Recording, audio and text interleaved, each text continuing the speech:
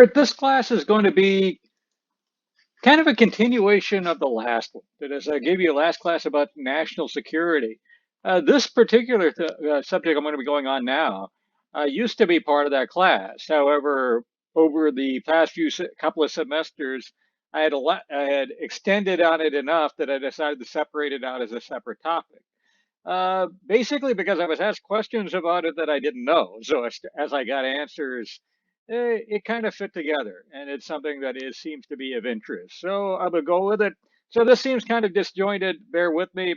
Also, I get to have some fun with editing because I've got to take some stuff from another thing besides PowerPoint that I got to be taping and put it into it. So we shall see how well the edit works. Anyway, so we're going to be looking at today the atomic bomb.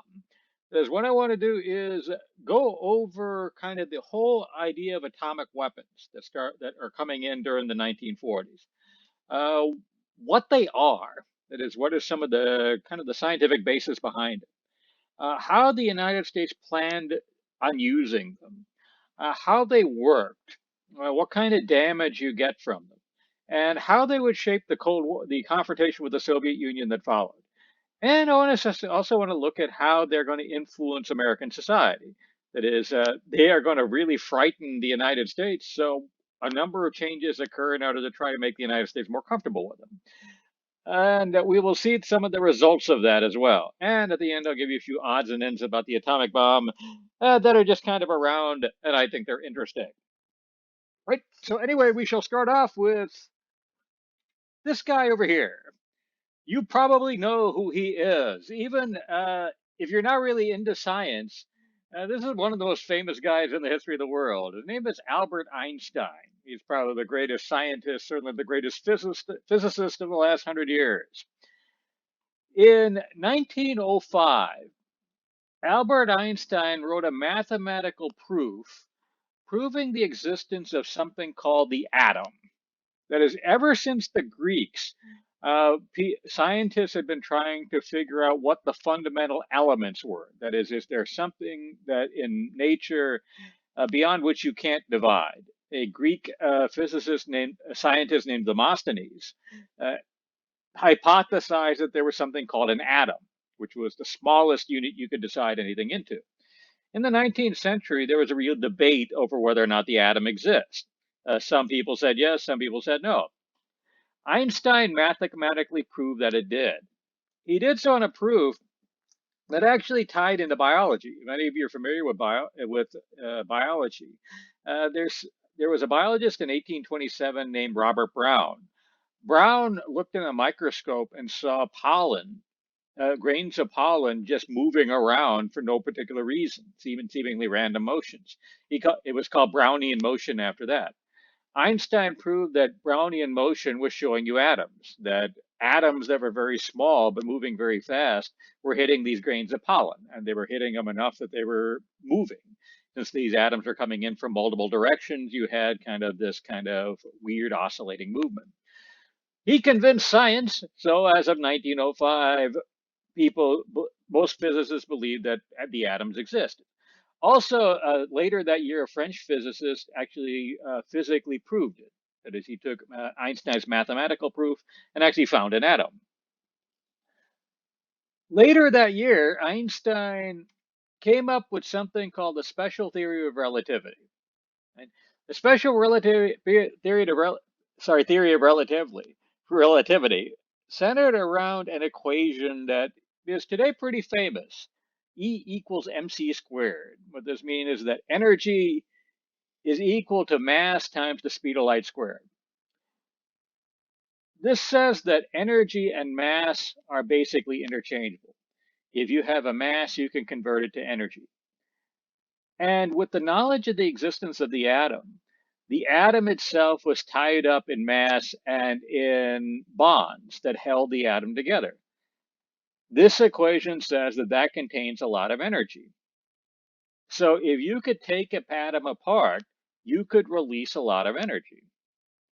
And a science fiction writer named H.G. Wells got an idea from it. In a book called The World Set Free, he pictured a new weapon that he called the atomic bomb, which unleashed the energy from an atom and used it in order to do all kinds of devastation.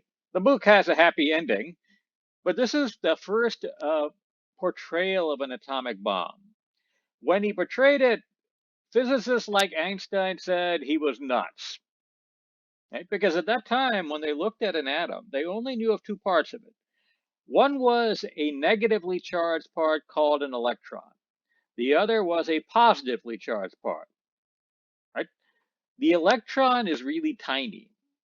So if you hit the electron with another electron, you release some energy, but not much, not nearly enough to do anything like a bomb.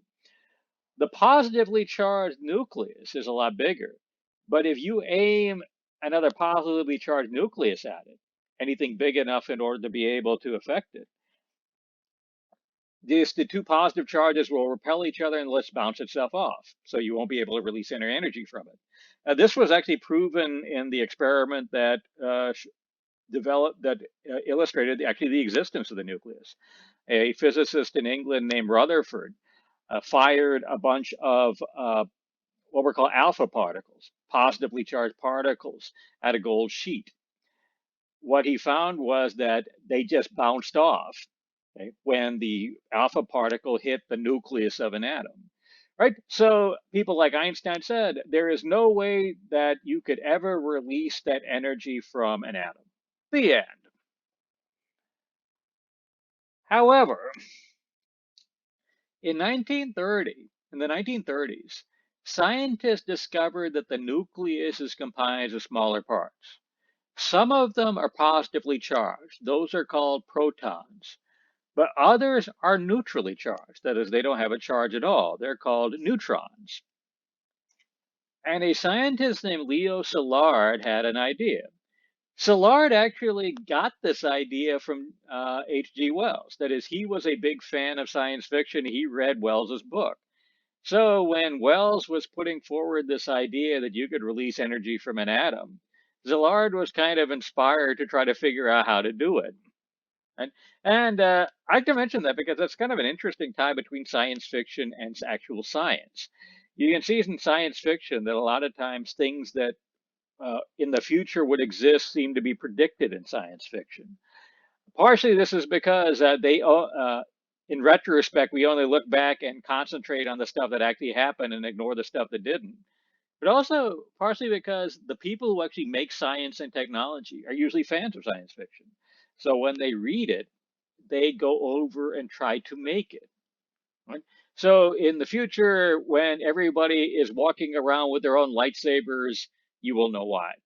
Anyway, so Leo Szilard saw this, was thinking about how to release energy from an atom, and he read about the existence of the neutron. So he started to ask himself, what happens when we aim a neutron at the atom? It won't repel anything. If it hits the atom with enough force, it will disintegrate the atom, release some energy. Right? But he took it a step further. Szilard knew that some elements, if you bombard them with a neutron, will release more than one neutron. Right? That is, there's some particular isotopes of elements that will do that. One is uranium-235. Another is an artificial element called plutonium, the isotope of a 238. If you hit a uranium-235 with a neutron, it will create a it will create an isotope of uranium called uranium-236. This is unstable, and so within the atom will start to break up. It will break up into two smaller components and release a lot of energy in the process. And it will release other neutrons. These neutrons in nature won't last very long. The half-life of a neutron, we'll get more into that term in a minute, is only about 10 minutes. But Szilard figured that if you put other uranium-235 atoms close to the one that you bombarded with a neutron, the neutrons released from your first hit will hit those atoms. They will then do the same thing the initial atom did, which is split apart and release more neutrons. And then you'll get more and more and more. Szilard called this a chain reaction, right? And if you did that, you could release an incredible amount of energy, right? Far more than even Wells in his fiction was talking about. Right? Once Szilard published this, scientists started to get to work over how to do it. Particularly, this man was central to it. His name is Enrico Fermi. Fermi came up with a practical idea over how to achieve a chain reaction, especially after a couple of German scientists, Otto Hahn and Lise Meitner, actually performed one in a lab. They did that in 1941. So Fermi, once he figured out how to do it, realized the implication of it. The implication was you could make a really powerful weapon out of this. He was Italian. However, his wife was Jewish, so when the fascists took over, he fled the country. He wound up moving to the United States, worked out of the University of Chicago. So he tried to approach the American government and tell them what was going on. So in 1939, he went to the military. At that time, the most high technology part of the military was the Navy. They had an office called the Department of Naval Ordnance.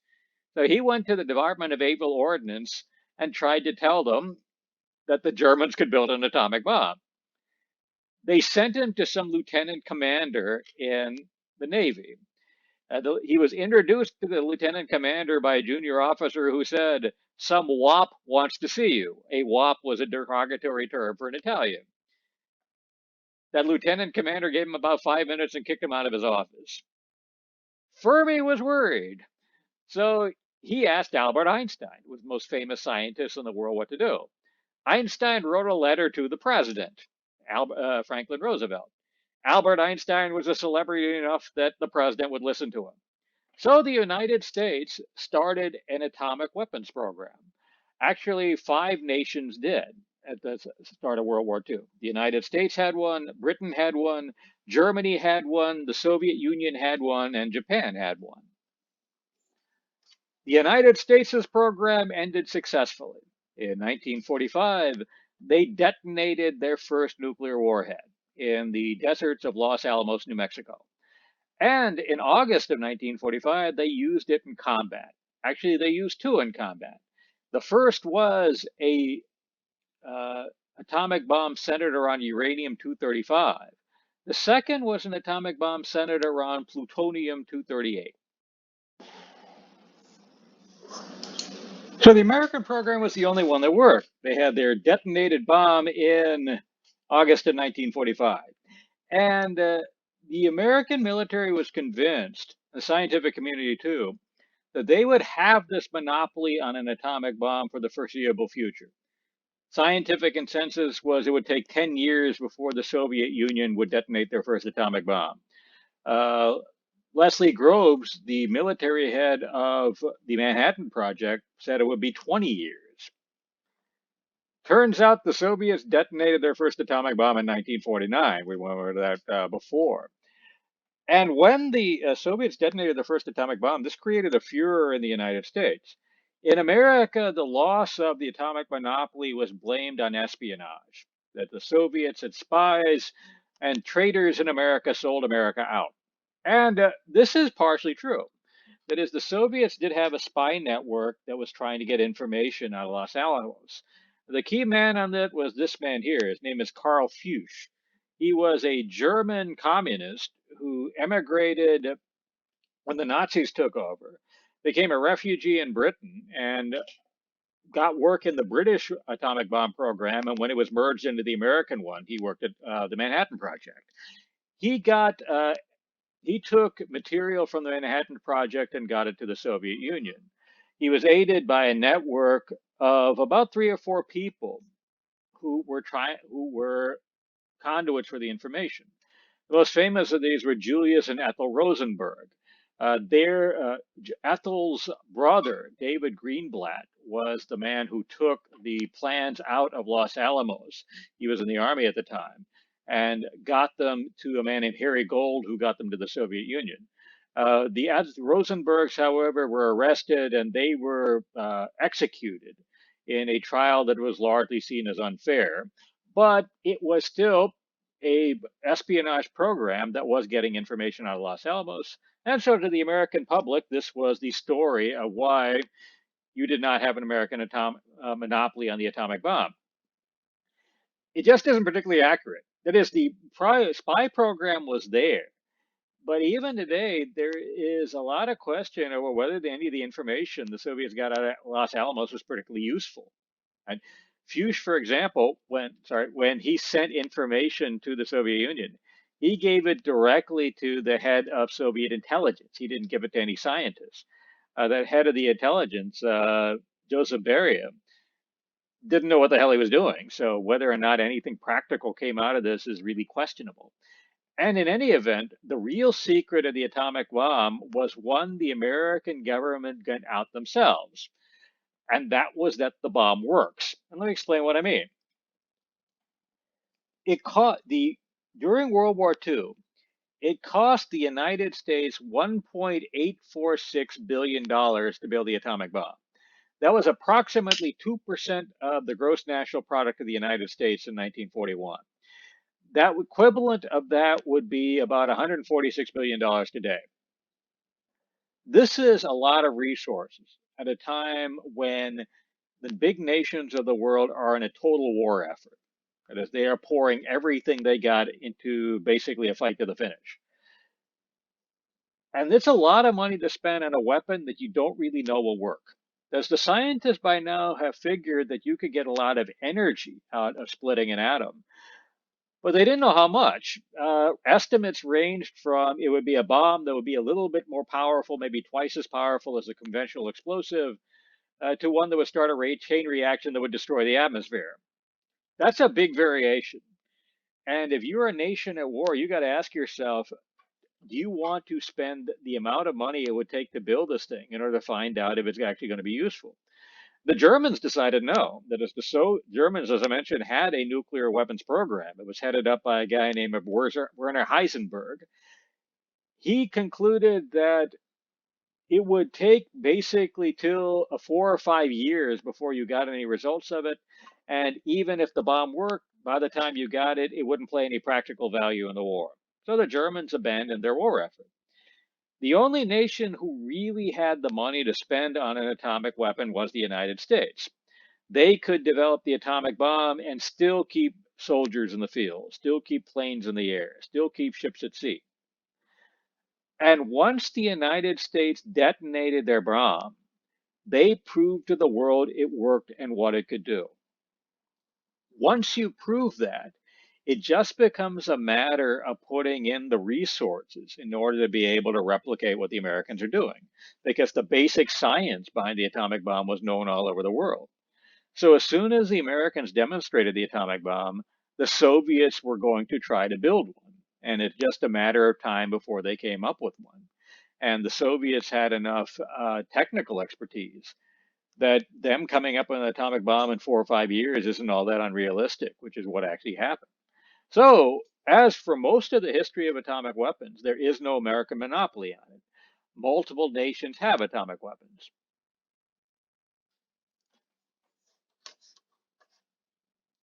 Right? And what I wanted to do now is show you a little bit about how powerful these atomic weapons were. Right? So let me switch over to another site. This is NukeMap. If you Google NukeMap, you can come to this website. What NukeMap does is some guy took the formulas, the mathematical formulas that are used to estimate, that the Defense Department created in order to estimate casualties during an atomic blast, to see what an atomic blast would do to an area, and sync it up with Google Maps. So you could pick any place in the world and see what would happen if you dropped an atomic bomb on it. So we're going to look at this to see about what it is that people were thinking when we were looking at the reliance on atomic weapons that starts coming in the 40s and 50s. And let's just start off with the beginning. In 1945, the United States dropped the first atomic bomb in combat. It was the Little Boy bomb. They dropped it on Hiroshima. It had the explosive power of about 15,000 tons of TNT.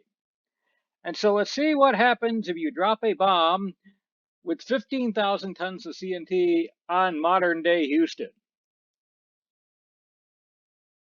right? If you look at this map over here, this entire area here in gray has a you have an explosive power of uh, overpressure of 5 pounds per square inch. That is enough to destroy any building that is not steel or reinforced concrete. Right? Anybody in this yellow line over here would get a third-degree burn. There's a 100% probability of it. Right? Everybody in this green area over here would get 500 rems of radiation exposure. 1,000 rems over the course of your life will kill you. If you have 500, you need help. And they estimate the death toll, if you dropped it, would be somewhere in the neighborhood of 90,000 people with another 65,000 casualties. By the time you get into the 1950s, this was already obsolete because as you go on, they improve the effectiveness of atomic weapons. The first Hiroshima bomb, uh, only about 2% of the uranium in its core actually went fissile. So 98% of the uranium, the fuel for the weapon, wound up just going into the dirt. By the time you get into the 50s, they have improved the weapon such that all of it is going fissile pretty much. And then in the 1950s, they developed new weapons such as the hydrogen bomb. In the hydrogen bomb, what you do is you fuse two atoms of hydrogen together to create helium. And in the process, you release a lot of energy. How do you fuse hydrogen together to create helium? Well, you use an atomic bomb. That is, you detonate a regular atomic bomb, use a shaped charge to focus the power on a specific point, and then use that in order to compress a cylinder in order to initiate nuclear fusion. This is going to wind up making weapons radically more powerful, right? And by the time you get into the 1960s, you have firepower that would be unimaginable in the past. And let's take a look at it. The closest the world came to nuclear war was the Cuban Missile Crisis of 1962. In the Cuban Missile Crisis, the Soviet Union put nuclear weapons into Cuba. Right? And the United States said if they didn't take them out, they were going to go to war. The atomic bombs that they put in Cuba were SS-4 missiles. So let us find that out over here. They had warheads that were approximately 2.4 megatons. That is, they exploded with the power of 2.4 million tons of TNT. What would happen if you dropped that on Houston? Well, pretty much everything inside the beltway would be flattened if it wasn't steel or reinforced concrete. And pretty much everybody, within the loop would be flattened. And the majority of people within the beltway would wind up getting third-degree burns. You would wind up with about 500,000 people dead and 1 million people injured. This was not the most powerful bomb they had in 1962. Because they had developed by this point even more powerful hydrogen bombs. The Soviets in 1962 were testing the most powerful weapon ever devised. In later days, they would call it the Tsar bomb. That is, the Tsar bomb was not something that was used in 1962, but future Soviet Russian historians would refer to it as that. The Tsar bomb had a warhead in it that detonated with the power of 50 million tons of TNT. What happens if you detonate 50 million tons of TNT? Well, pretty much everything inside the Beltway would wind up getting flattened. And the third-degree burn line would stretch all the way down to La Marque in Texas City. you would wind up getting about 1.7 million people dead and another 1.7 million people injured. Right? The Tsar bomb was actually designed to be more powerful than this. Right? They originally designed it for 100 million tons of TNT. However, 100 million tons was so powerful that if they dropped the bomb, it was big, so they would have to carry it by an airplane. That if they dropped that bomb, the explosion would actually shoot down the airplane. So they didn't use it. However, in theory, it was designed to go that powerful. Now let's see what would happen if they built it. This is 100 million megaton blast on Houston. Now the third degree burn line extends down to Galveston, right? And Houston is in rough shape. Pretty much everybody in the greater metropolitan Houston area is either dead or injured. Right? As interesting as also during the Cuban Missile Crisis, when they came this close to nuclear war, the United States and the Soviet Union actually both detonated atomic bombs in space. That is, in the last week of October, when the United States was at DEFCON 2, which is one step below uh, the launching of the missiles, America conducted a anti-ballistic missile test. That is, they were working on a system designed to shoot down enemy missiles when they came in, as they were aimed towards the United States. They were designed to work along something called the Christophilos effect, after a Greek physicist who came up with it. You might be familiar with it as the electromagnetic pulse. How you get an electromagnetic pulse? Well, what an electromagnetic pulse is, this is a pulse of electromagnetic energy that will fry electronics. So if you got a missile, the electronics are fried, it is no longer accurate. How do you get an electromagnetic pulse that powerful? You detonate an atomic bomb. So the United States, during the height of the Cuban Missile Crisis, detonated 2 hydrogen bombs in space to test this electromagnetic pulse system. To retaliate, the Soviets detonated 2 of their own. Right? And this was the state of the world really for about 40 years. Okay, knowing that you have these types of weapons that are hanging over your head and the unleashing of things like heat. It left out 2 things. One thing it left out was fires. When they look back at World War II, the bombings of the cities in Germany and Japan actually released a lot more energy through fires than they did from the actual explosions of the bombs. So if you hit a city like Houston with an atomic bomb, the city is going to catch on fire. So you're going to see far more damage from that, particularly since the initial bomb blast is probably going to destroy the fire department. The other thing that the Defense Department never really calculated properly was the effects of radiation. And radiation is something that isn't really well understood. That's actually one of the reasons why I decided to make this out into a separate topic. Somebody in a class once asked me, what does radiation do? And I didn't know. So I decided to look it up, and it was interesting enough that I decided to put it into the class. Anyway, let's start by just defining the term radiation. Radiation just refers to the transmission of energy. Right?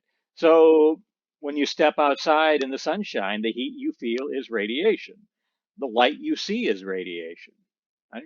Radiation is not innately harmful. What is harmful is a particular kind of radiation. It's called ionic radiation. Ionic radiation is radiation that has an electrical charge, okay, like an ion. If you look at the electromagnetic spectrum, okay, going from longer wavelengths to shorter wavelengths, as you get past ultraviolet, radiation becomes ionic.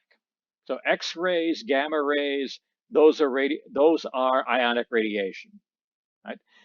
And when you decompose an atom, you wind up with particles.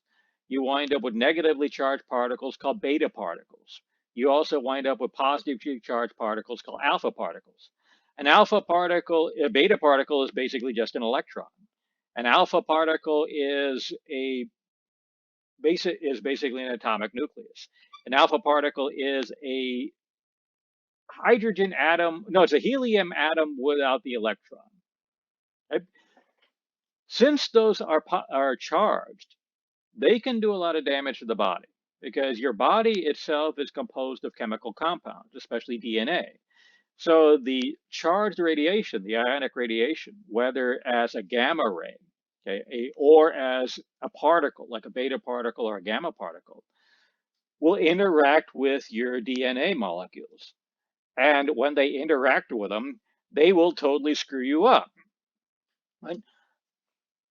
When they looked at Hiroshima, what they found was that those radioactive particles that are released by the bomb don't last very long.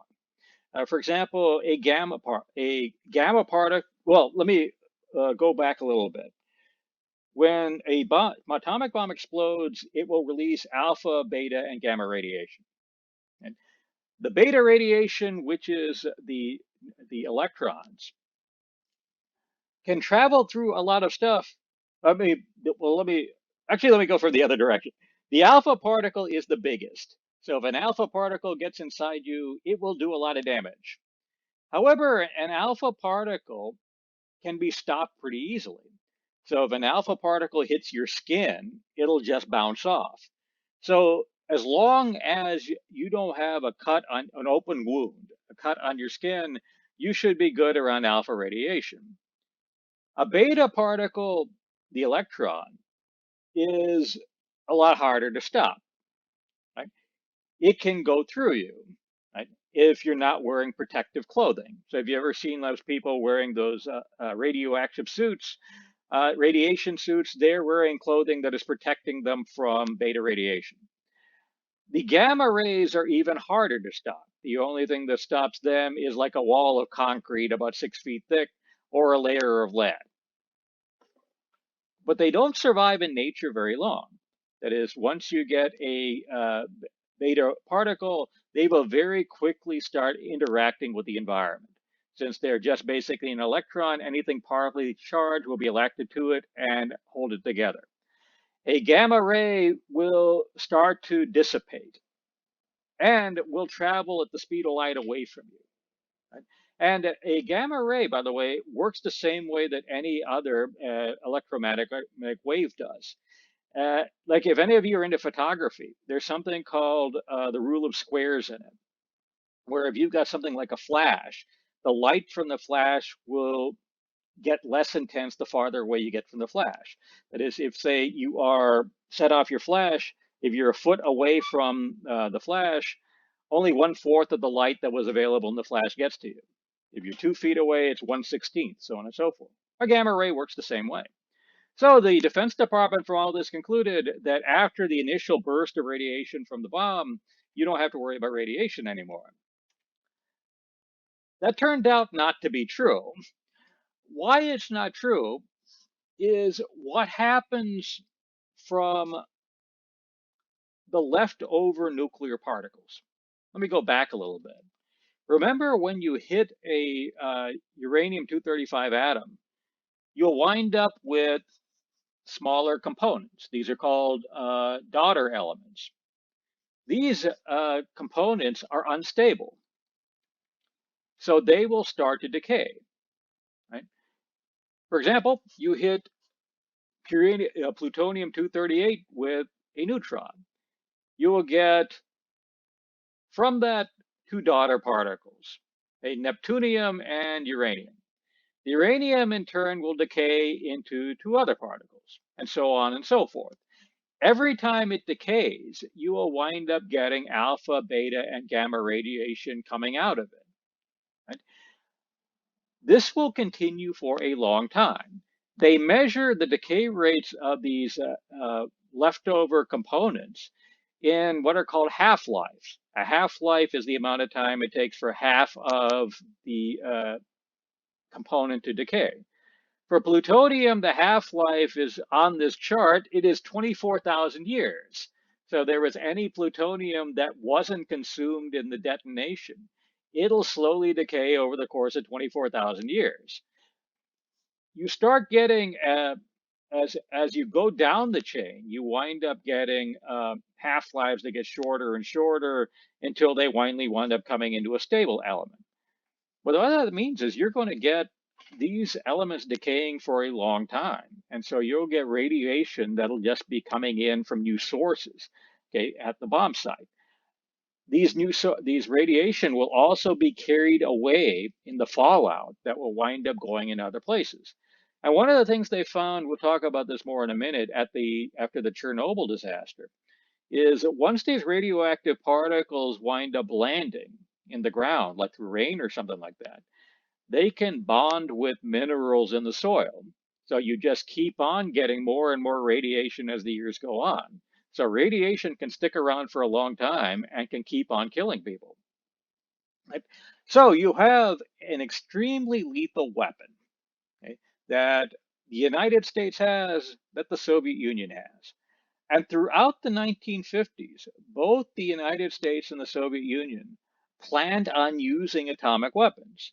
Each side drew up war plans over how they could effectively use these weapons to win the war. Right? The closest they came to actually using these weapons was in 1961 and 62. In 1961, there was a confrontation between the United States and the Soviet Union and Germany. The Soviets actually planned to start a war there. Right? They planned a war game in the summer of 1961 to get their and their allies' military forces into East Germany. And then once the war game started, they were going to announce that they were going to sign a treaty with East Germany, effectively ending World War II. And since the treaty was signed, the Americans had to get out of West Berlin. The Americans would have said no. So the Soviets would have sent the military forces that they had for this exercise in East Germany, sent them across the border into West Germany, and we have World War III. That was the plan, but apparently the war games didn't go well. So the Soviet Union backed down. Instead of starting an attack, they built the Berlin Wall instead. The following year, there was another confrontation in Cuba, where both sides were prepared to use nuclear weapons in the Cuban Missile Crisis. They actually came pretty close to doing it, but at the last minute, both sides backed down and nuclear war was averted. Right? As you get farther away from that, both sides start to realize that a strategy based off of the use of nuclear weapons probably isn't going to work. Okay? Because the other side has so many nuclear weapons too that it will be impossible to actually win the war. Both sides kept on building atomic weapons anyway. Let's go through their logic.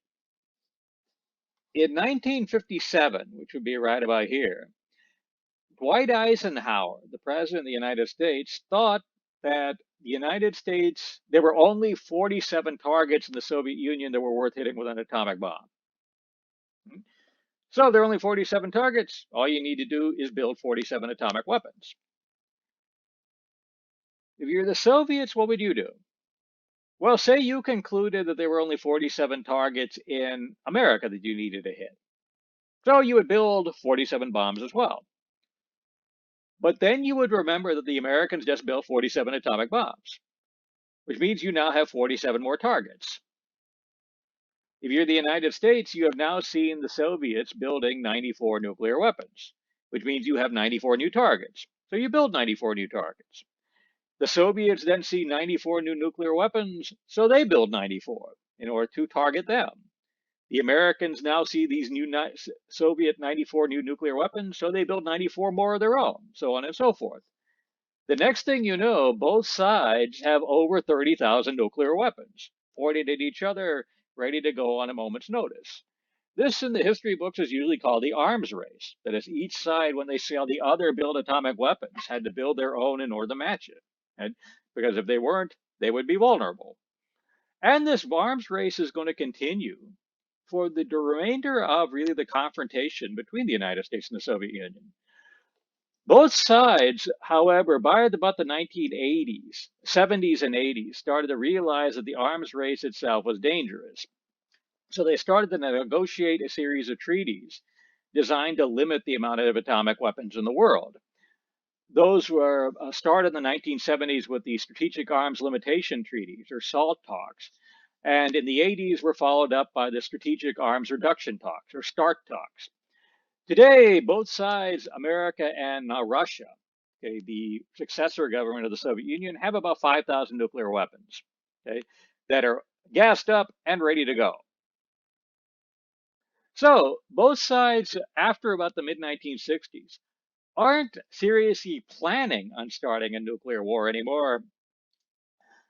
However, there are plenty of ways to start one anyway. Right? Let me give you a few ideas over how you could do it. For one thing, okay, it'd be really easy to start an atomic bomb by accident, start an atomic war by accident. That is, if you mistakenly believe that the other side is trying to get in a first strike, then your logic would be to retaliate. Right? And you would not have very much time to think. By the time you get to the 1960s, both the United States and the Soviet Union are putting atomic weapons on missiles called ICBMs, intercontinental ballistic missiles. It would take an ICBM 2,600 seconds to get from not about 26 minutes to get from the United States to the Soviet Union or vice versa. So if you're a government leader and you think the other side might be launching an attack, you only have 26 minutes to figure out what's going on. Right? And if you guess wrong, if they are launching an attack and you guess they weren't, then their first strike could destroy basically your entire capacity to retaliate and could destroy your country. For example, the war plans that the United States came up with in 1962 had basically two plans for the use of nuclear weapons, the short one and the big one. The big plan was to target every airfield in the Soviet Union. That is, every place in the Soviet Union and in China, which was communist run, that had an airfield big enough to take off a bomber would be hit by an atomic bomb. That meant that all but 5 towns in the Soviet Union that had 50,000 people or more would be targeted with a nuclear bomb. You would have more targets that were targeted in China. They estimated that this would hit the Soviets and the Chinese with about 330 million casualties. And remember, their estimates were inherently low because they weren't taking into account fires or radiation. So, if you are the Soviets and you know this, if you think that the Americans might be launching an atomic attack, you're under strong pressure to launch first. And that actually almost led to the end of the world in 1983.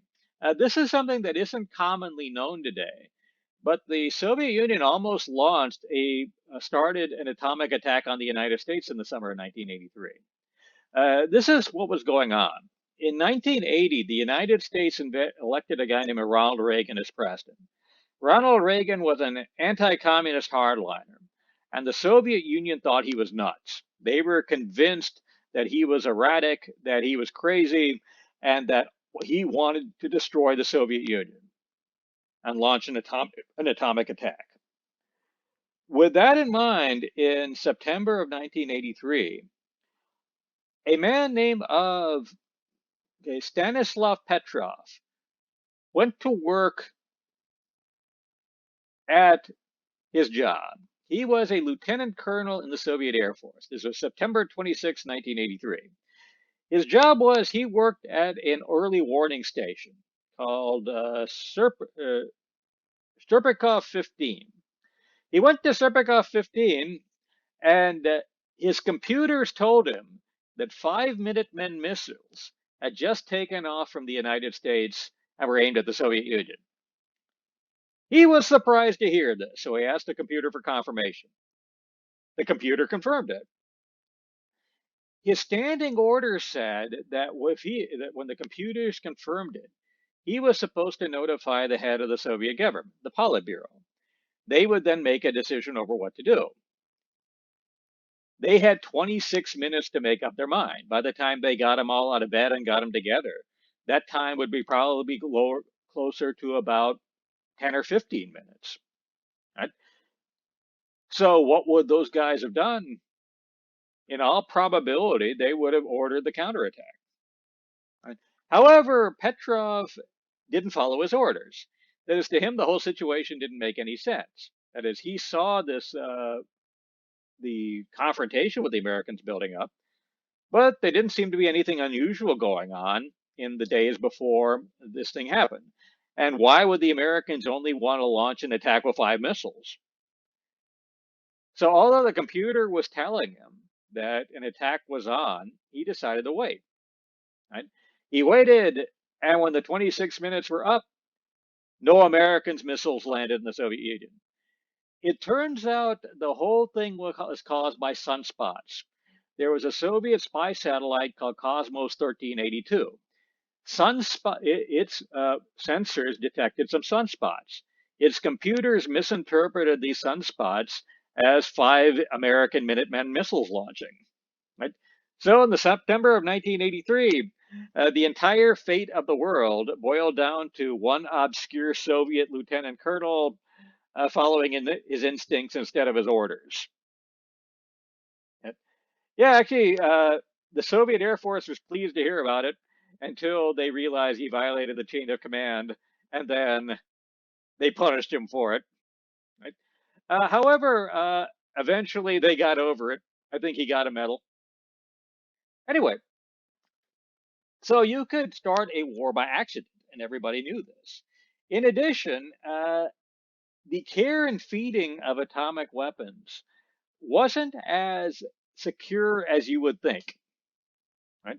For one thing, if you see the movies, one of the things you see on movies and TV all the time about atomic bombs was that the president can only order the launch of atomic weapons. That is, he has this code book with him. The football, I think, is the code name for it. So only when he says the atomic weapons are launched, they can be launched. This isn't actually true. That is, military commanders all over the country are pre-approved with orders to launch their nuclear weapons. The reason why they were was all throughout the Cold War, the military had no idea how they could keep the president alive because they figured Washington would be one of the first targets of a Soviet atomic bomb. They would have 26 minutes to get the president out of Washington. If they tried to evacuate him before that, the Soviets would figure an attack was coming and launch a first strike. And so what could they do with the president?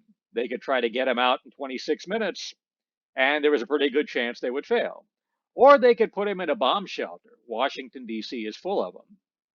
At which point, as soon as the bomb landed, communications would be down. He'd be unable to communicate with the rest of the military. So they pre-authorized the commanders of military bases to launch their weapons. So basically, any colonel in the Air Force could have started World War III anytime he wanted. The Air Force trusted their officers not to do it.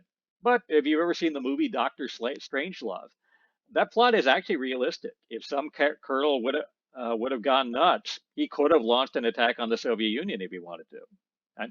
So you have essentially a bunch of people with the authority to start a nuclear war, no real time to think if anything got launched. And also, the Americans did not really secure their nuclear weapons. Right? That is, typically, American nuclear weapons were fully armed and ready to go at all times. Right? And there are a number of occasions where the Air Force almost blew up America themselves. Their thinking was something that you're probably familiar with if you own a gun. Right? That is, if you have any type of weapon, you have a choice between safety in storing it and being able to use it quickly. For example, if you own a firearm, a handgun, you could be 100% safe storing it. That is, you could keep it unloaded. You could keep the ammunition locked up in a safe. You could keep the gun locked up in another safe. That way, you can be absolutely sure the gun will not be used unintentionally. And if a burglar breaks into your house, it is totally useless. If you want to be 100% prepared to use the gun, though, you could keep the gun loaded at all times, you could keep the safety off, and you could keep it on your person. Stick it in your pocket, sleep with it at night. So if a burglar breaks in, you are ready, and there's always a chance that you could shoot yourself. You could go all Plexico Burress. Of the arrays of options, the American military always went with being ready to go at any notice. And this was true right up until you get really until the last 5-10 years. Right? So as a result of this, there is a large potential for accidents. For example, in the 1960s, the Air Force almost blew up North Carolina.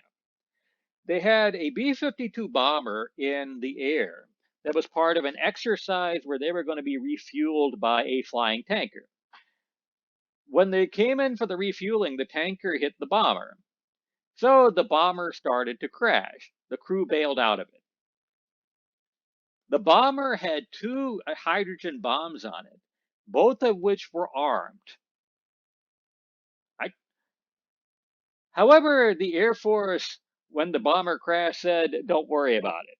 Because in order to be able to detonate the bomb, not only did the bomb have to be armed, but the co-pilot would have to set a switch that would send an electronic signal into the bomb to be ready to be detonated. Right? And of course, since the plane was crashing, the pilot didn't set that switch, so nothing to worry about. Except after the fact, they ran tests. And what they found out with was that the bomb itself could mistake random electrical signals for that electronic pulse telling it that it was okay to detonate. What kinds of things could send off random electrical signals like that? Well, if the plane crashes. So they computed that basically the Air Force had about a 1% chance of blowing up half of North Carolina with a 9 megaton nuclear warhead. Another time they came close was in 1979. There was a Titan missile silo in Arkansas, and this missile had a liquid fuel rocket. Liquid fuel is notoriously unstable, so there was a repairman that went by to work on the rocket. He dropped his wrench. His wrench penetrated the hull of the rocket. It started leaking fuel. Eventually, the fuel exploded and blew up the entire silo and shot out of the silo that missile's 12 megaton warhead. That, by the way, was the first thing that was really shown on CNN. The warhead landed harmlessly in a field, or as harmlessly as a nuclear warhead can land in a field. Right? So, if you are living in the United States, you are under constant knowledge of this. That is, that the world could end at any time without even a reason. And if you know anybody who grew up in America during this time, like your parents or grandparents, a lot of them will tell you that they had nightmares over atomic war. It is, they just woke up in the middle of the night in cold sweats about it. Right? Even Ronald Reagan had it. He was considered a hardliner, a tough guy, but he said he spent the bulk of his life terrified of a nuclear war. The United States, as you can see here, is going to base its national security on having nuclear weapons. So they got to figure out a way to reassure the society. Right? And by the way, their language was something that wasn't going to be doing a whole lot of reassuring. That is, as they realized that they couldn't win a nuclear war, they were going to keep a lot of atomic bombs around anyway. Their logic was what they call mutually assured destruction. I think they might have put that as a term on your list. That is, if the Soviets blow us up, we will blow them up too. Thereby, they won't try to blow us up. And as you can see, that may or may not work. So you have a country that is very afraid, and a government that is going to have atomic weapons anyway. So the government has to try to figure out ways to reassure the public. One of the ways they tried to do this was through creating a civil defense program. Right? Especially in the 1950s, there was a big emphasis on civil defense. They would create bomb shelters in public areas. They went through schools and did drills over what you should do during an atomic bomb. They advised families to do things like build their own bomb shelters, store food in case of an atomic weapon, with the message being that an atomic weapon war was survivable. That is, you shouldn't be worried about it. Just confront your fear, be ready for it, and everything will be good. The actual civil defense studies, they said that America was screwed if it was ever hit by atomic weapons. There was no way that they could keep the country going if the Soviets launched an all-out attack. For one thing, American civil defense procedures were if there was an atomic strike on the United States, you were supposed to take all the canned food and destroy it because it would be contaminated with radiation. You were then supposed to wait for new crops to be grown so that you could eat. What you were supposed to eat in the 6 weeks, 6 months in between, they did not say. Right? They had procedures to try to evacuate cities, evacuate them to where, they did not say, and so on and so forth. Basically, the government knew that the civil defense the plans that they were having were bogus. They kept them primarily for psychological purposes, to try to keep the American public from being afraid. And that works for a while, but after a while, the civil defense entire program just kind of became a joke. It became something that nobody really took seriously. So its ability to be able to reassure the public was not particularly effective. And by the way, if you're into documentaries, you look on Netflix, there is a documentary called The Atomic Cafe. It comes from the 1980s. And that documentary, they put together a lot of propaganda films that the government put out in the 1950s, civil defense films, in order to show you the history of America under the atomic bomb from about 1945 to 1962. It's actually pretty funny. It's you wouldn't think that, but when you look back at the advice that they were getting, it was so ridiculous that it was comical. Anyway, so civil defense was one way they tried to reassure the public. The other way they tried to reassure the public was by making a strong commitment towards the development of atomic power. Right? Their thinking is pretty straightforward. People are afraid of atomic energy because, after all, the only thing they see it being used for is to blow up cities.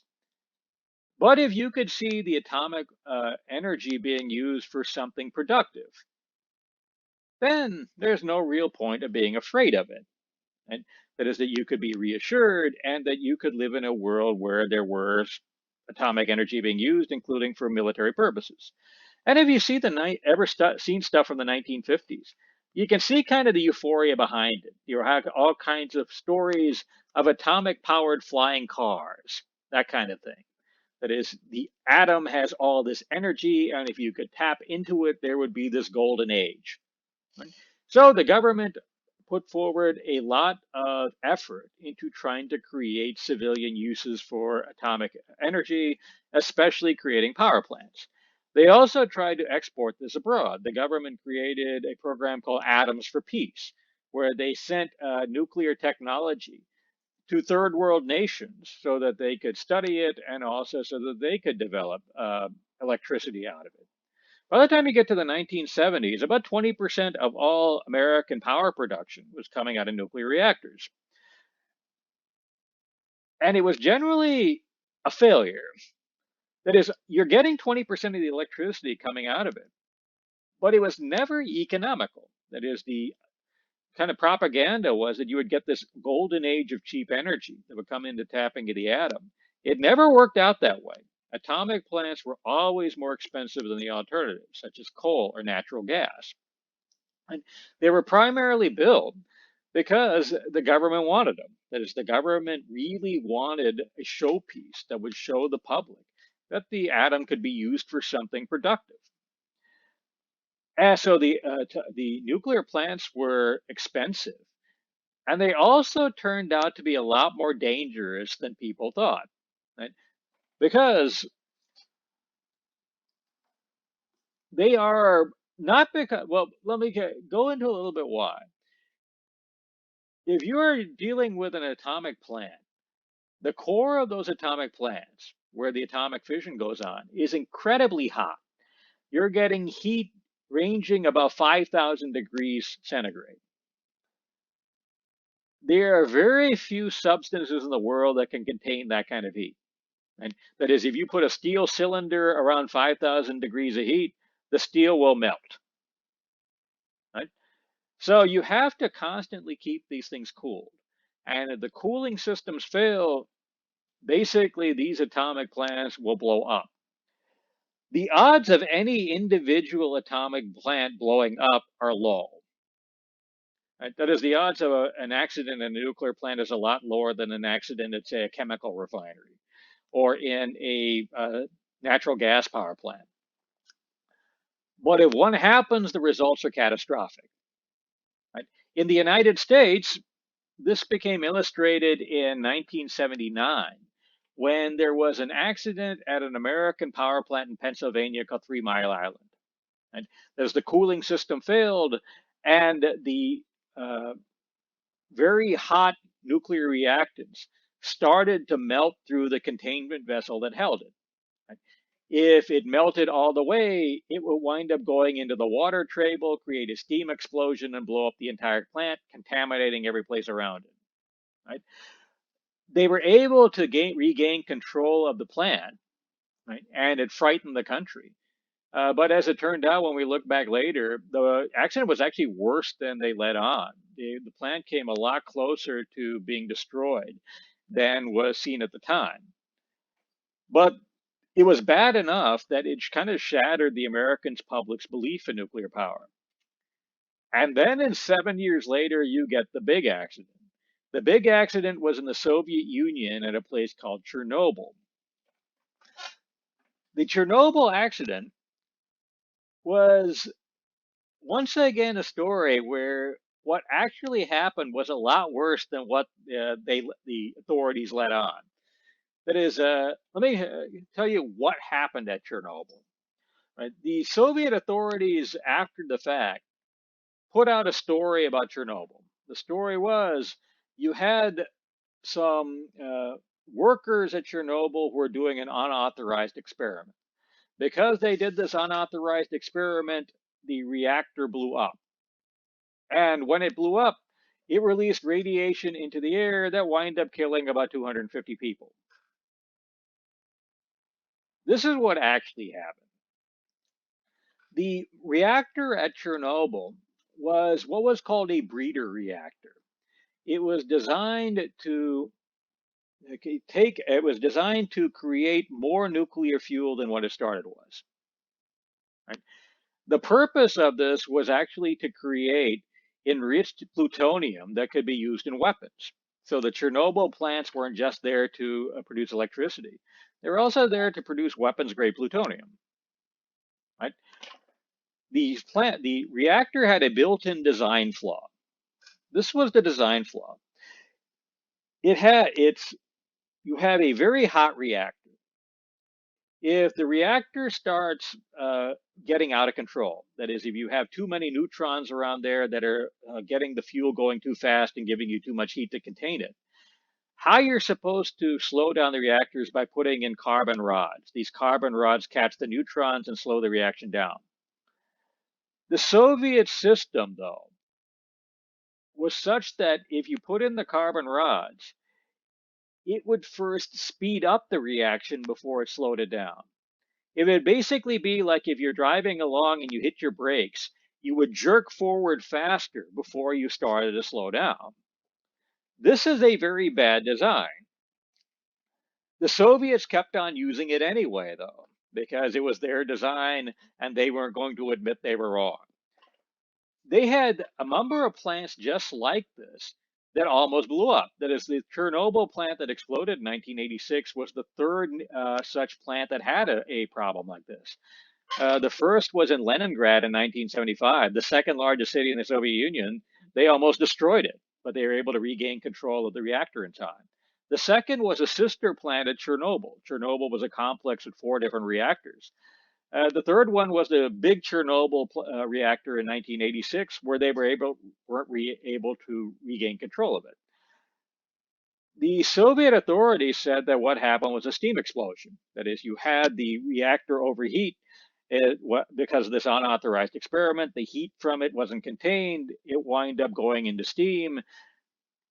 It wound up getting the water. The water turned into steam rapidly, and you wind up basically blowing up the building.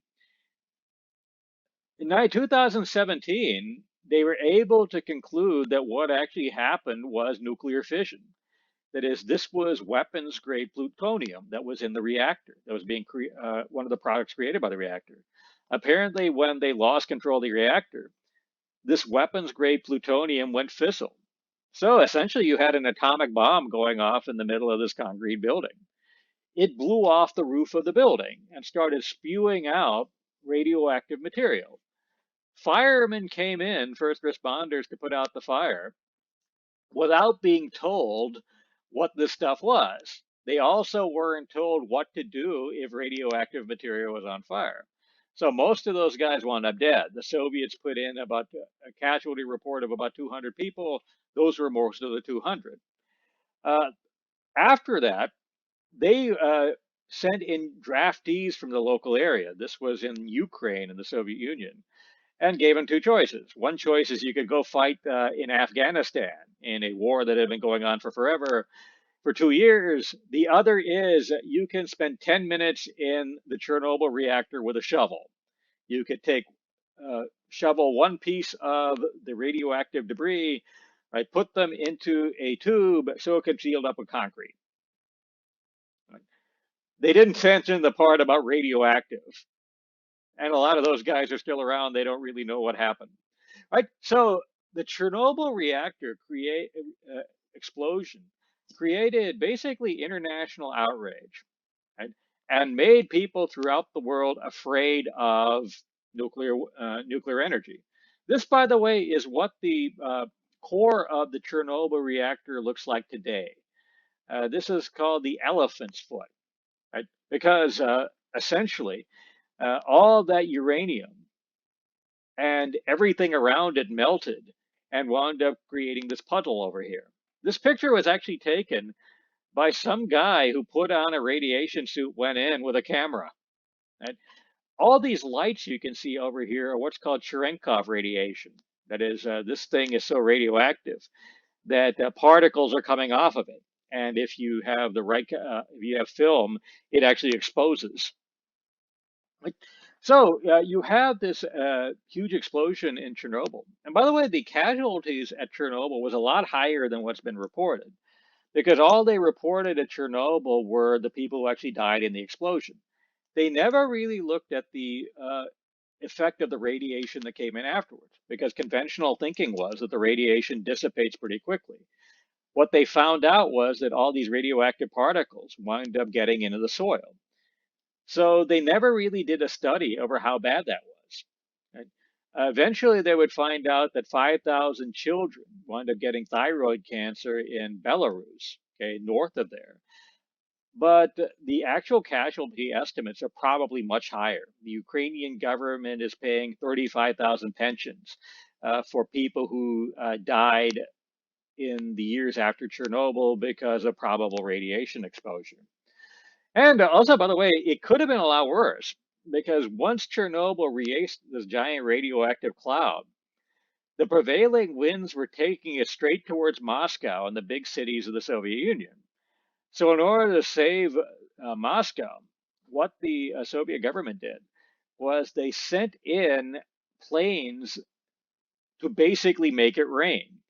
That is, if you seed clouds with a alloy of silver, you will automatically drop all the water from the clouds. So they did that. So all that radiation, rather than flowing towards Moscow, wind up dropping on Belarus instead. So rather than having hundreds of thousands of people dead in Moscow, you had tens of thousands of people dead in Belarus. Right? But the combined impact of those accidents completely destroyed kind of the credibility of nuclear power. Ever since Chernobyl, very few nuclear reactors have been built anywhere. So the overall idea of trying to reassure the public about the utility of atomic power never really worked. The only thing that really wound up reassuring the public was the end of the Cold War. Without the immediate possibility of a nuclear war, then there's no real reason to be afraid of nuclear weapons. So in the world of today, people pretty much take them for granted. They're there and nobody really thinks about them. And unless, of course, something bad happens, in which case people are afraid again. Anyway, with that, well, yeah, there's also one other thing about these nuclear weapons that would have started to frighten the public that I forgot to mention. And that is the impact of them on the weather. As early as the 1950s, scientists were starting to ask, if we blow up every city on the planet, essentially, won't that put a lot of gunk into the atmosphere? And if it puts a lot of gunk into the atmosphere, will that affect the weather? By the 1970s, they came up with computers good enough to model it. And they found out that if you actually fight a nuclear war, you will wind up making the world much colder because there'll be so much ash, soot, debris in the air that'll block out sunlight. The word for this that was used for this was nuclear winter. So if you actually fought a nuclear war, you would go through a prolonged period where the weather would alter to the point where you probably couldn't grow crops in a lot of rare arable areas. So even people who survived the nuclear war would wind up in a post-war environment where lack of food might finish them off. Right? So if you were growing up during this time, you had plenty of reasons to be scared. By the way, one other thing from this is the research and modeling they did on nuclear winter, that is, what's going to happen in case of an atomic war, set the foundation for the studies of climate change in general. That is, they started to look at what the impact of the atmosphere is on the world's climate, particularly on temperatures. So if you look at modern looks at things like global warming, basically they are a legacy of this earlier period of working with nuclear weapons. So what we got here is basically a generation in America that is going to grow up under a mushroom cloud, essentially. Going to grow up in this great fear that this type of nuclear war would break out. Efforts to reassure them weren't all that reassuring, and it is going to affect the psyche of America. How it is actually is a pretty good subject to study if you're interested in that kind of thing, especially into like sociology. It's an interesting thing to look into to see how much American culture is actually changed by this even today. Anyway, with that, there are a couple of just odds and ends I want to finish up about nuclear weapons before we just end the subject. And these odds and ends deal with a game called Fallout. I don't know if any of you all play it, but Fallout was a big video game about 3 or 4 years ago. It's set in a future world where, in an alternate history where World War III actually happened. And I wanted to give you for a couple of the kind of the elements in that Fallout game actually came from. One is in the game, there is a symbol called the Pip-Boy that winds up showing up everywhere. Where that came from was actually a Coca-Cola ad. Okay? In the 1940s, Coca-Cola ran a bunch of ads featuring this character over here. They called him Sprite Boy. Right? His first ad said, it's okay to call Coca-Cola Coke. That is, people always called Coca-Cola Coke. The Coca-Cola company hated it. Finally, they gave up. So they put in an ad saying, it's okay. Sprite Boy ads continued until the late 1950s, until about 1957. Coca-Cola didn't actually make Sprite the drink, though, until 1961. So the two of them didn't actually have anything to do with each other. But it's just kind of interesting where kind of this image comes from. The other thing I wanted to go over was, if you ever played that game, there is a handheld nuclear weapon in that game called the mini nuke. Right? In the game lore, that weapon was a big innovation that will be discovered in 100 years. In reality, that already exists. Actually, it's existed since the 1950s. The U.S. Army called it the Davy Crockett. Here's a picture of one. The effective range of this is if you're standing at Tomball High School, you could hit Tomball College with it. Right? The warhead on this nuclear weapon is about the equivalent, I think, of 20 tons of TNT, give or take. It is the smallest nuclear warhead around. By the way, if any of you are into nuclear terrorism, there are only two countries in the world that can make a tiny atomic bomb. That is Russia and the United States. Everything else that says about nuclear terrorism is science fiction. Anyway, so they had these as early as the late 1950s, early 1960s. So some corporal or sergeant would be manning it. He was pre-authorized to use it. Right? So basically, in the 1960s, pretty much not any corporal in the U.S. Army, but a lot of them could have started World War III anytime they wanted to. If they saw the Soviet tanks coming across the border, they could launch this bad boy up. Anyway, with that, let me stop this subject and we'll pick up on something else next time.